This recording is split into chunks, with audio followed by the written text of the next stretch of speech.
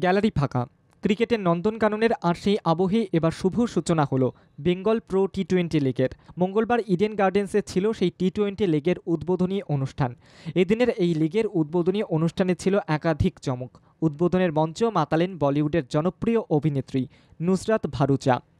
এছাড়াও দেখা যায় টলিউড অভিনেতা জিৎ এবং অভিনেত্রী রুক্মিণীকে।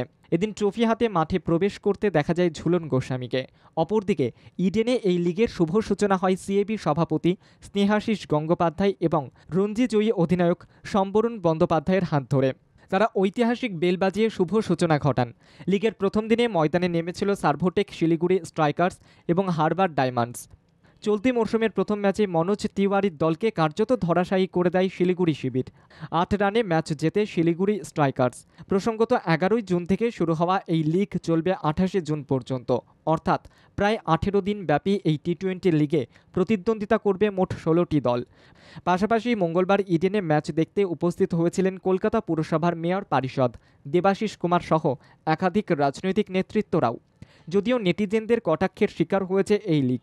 ৬৩,০০০ দর্শকের গ্যালারি ভরল না কেন, ফাঁকা ময়দান ভরালেন খোদ ক্রিকেটাররাই, এরকম একাধিক তির্যক মন্তব্য ভেসে আসে নেটমহল থেকে।